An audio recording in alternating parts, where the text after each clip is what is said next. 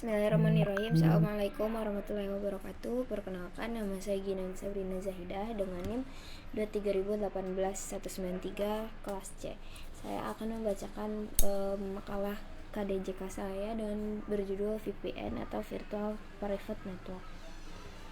Yang pertama ada daftar isinya, ada pendahuluan, pembahasan, kemudian dalam pembahasan ada poin fungsi utama VPN dalam keamanan jaringan, protokol VPN dengan enkripsi tinggi, keuntungan dan miskonsepsi VPN, akses jaringan lokal perusahaan dengan VPN dan serangan phishing, cara VPN melindungi privasi di Wi-Fi publik, perbandingan OpenVPN versus PPTP, langkah-langkah implementasi VPN di perusahaan, kemudian ada penutup dan ada daftar pustaka. Kemudian pada pendahuluan latar belakangnya yaitu seiring dengan pesatnya perkembangan teknologi informasi, kebutuhan akan keamanan jaringan itu semakin penting. Penggunaan internet publik membawa risiko besar terhadap keamanan data pengguna.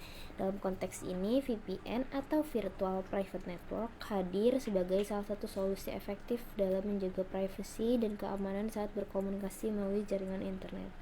Rumusan masalahnya yaitu apa fungsi utama VPN dalam keamanan jaringan, kemudian protokol VPN manakah yang menggunakan enkripsi tingkat tinggi, kemudian apa saja keuntungan dan kekeliruan umum tentang VPN, kemudian bagaimana VPN bekerja di Wi-Fi publik, kemudian apa perbedaan antara OpenVPN dan PPTP, kemudian bagaimana cara implementasi VPN di perusahaan.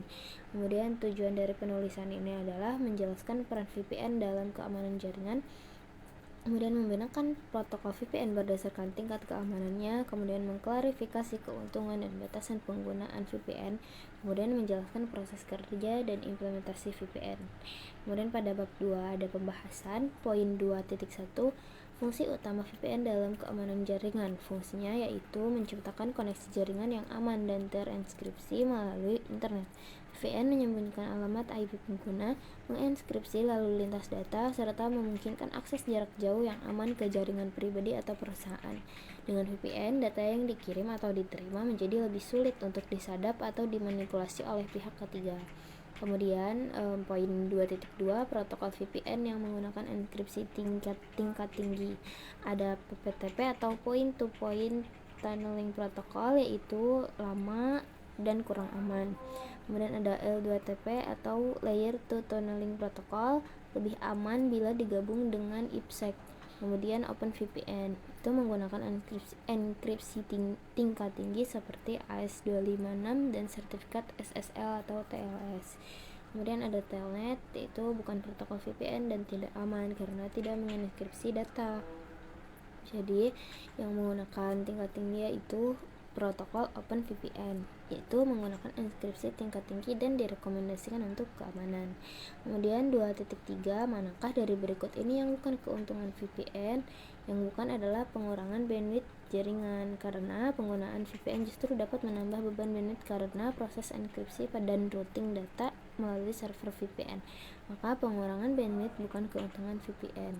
Kemudian 2.4 VPN untuk akses jaringan lokal perusahaan.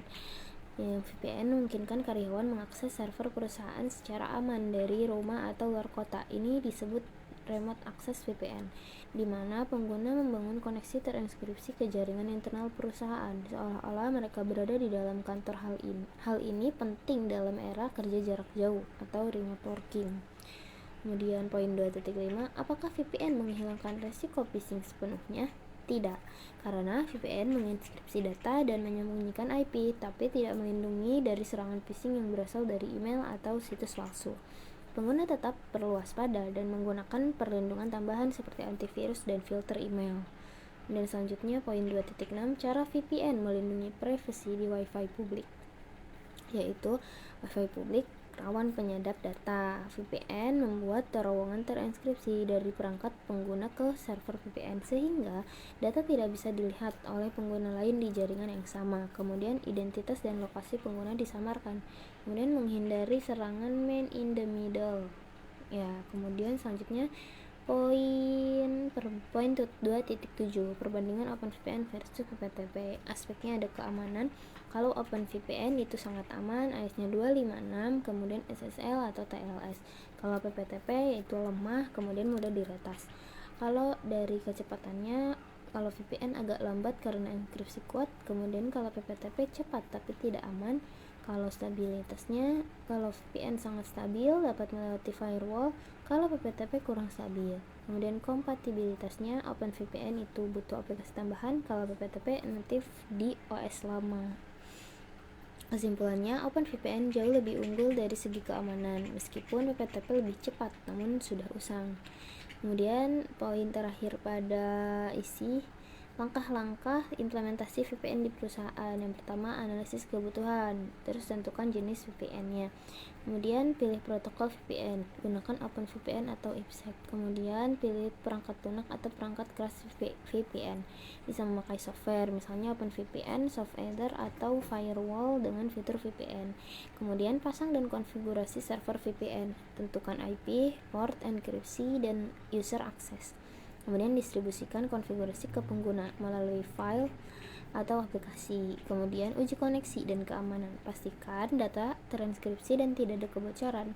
Kemudian yang terakhir, monitor dan update, pantau log dan perbarui sistem secara berkala. Kemudian sudah bab 3 yaitu penutup. Kesimpulannya, VPN adalah teknologi penting dalam keamanan jaringan modern dengan mengekskripsi data dan menyembunyikan IP. VPN melindungi pengguna dari banyak risiko digital. OpenVPN adalah protokol yang aman dan handal. Sementara PPTP sudah tidak direkomendasikan, namun VPN bukan solusi tunggal. Pengguna juga perlu waspada terhadap ancaman lain seperti phishing. Sarannya, pengguna VPN harus disertai dengan edukasi keamanan cyber lainnya.